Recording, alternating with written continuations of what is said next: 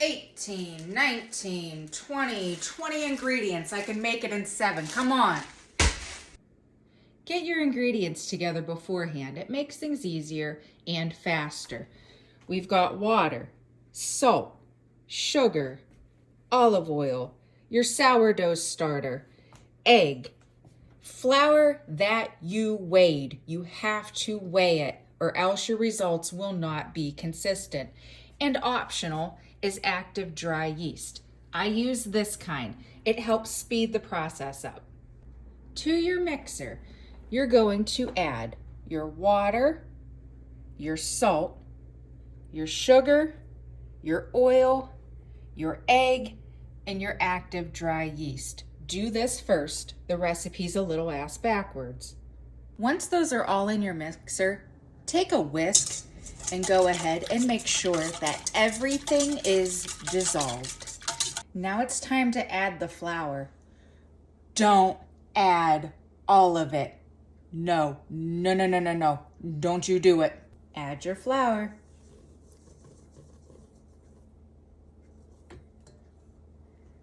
Leave behind about that much. You'll thank me later. Go ahead and give her a good mix.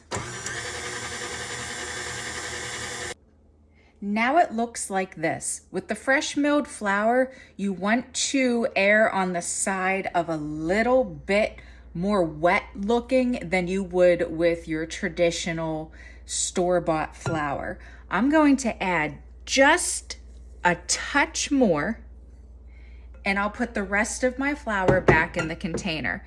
Go ahead and mix. Once it's mixed just enough to combine, go ahead and put your sourdough starter in. Once your sourdough starter is in, mix it just enough to combine. It'll look like this. If you learn nothing else from me, take this. Leave it sit for a half hour. The fresh milled flour needs to soak in the liquid and you need to build your gluten. Otherwise, your bread's not gonna turn out. Cover it with a towel. Set a timer for 30 minutes. I'll see you later. Oh, hey, it's been a half hour.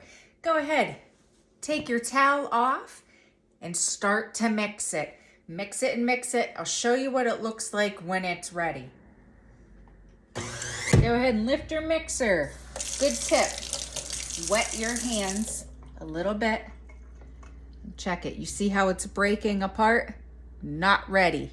Once she's smacking off the sides of the bowl and you've wet your hands, you want a nice stretch like that. Lube a big bowl and add your dough. Cover your bowl with plastic wrap. If you don't use plastic, your bread will not rise. I don't make the rules. Stick it in the oven with just the light on until it's doubled in size. It could take a few hours.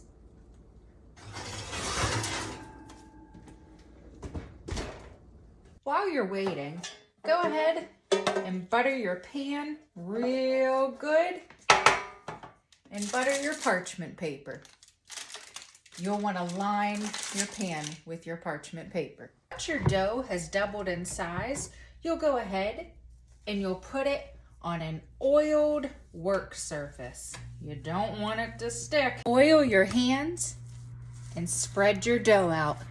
This dough is not too wet. This is how you want it to look. Otherwise, your bread will be drier than your grandma's houseplants. Roll your dough.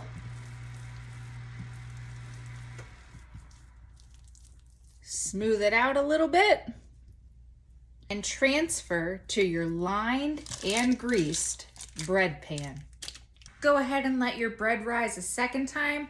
While you're doing that, preheat your oven to 400. It's the last step, you made it.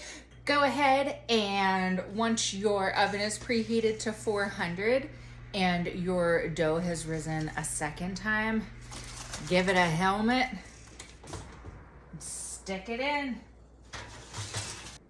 Cook for around 35 minutes until the internal temperature of your bread is around 200 to 205 degrees Fahrenheit. Oh, look at that. Pro tip, let it cool on its side.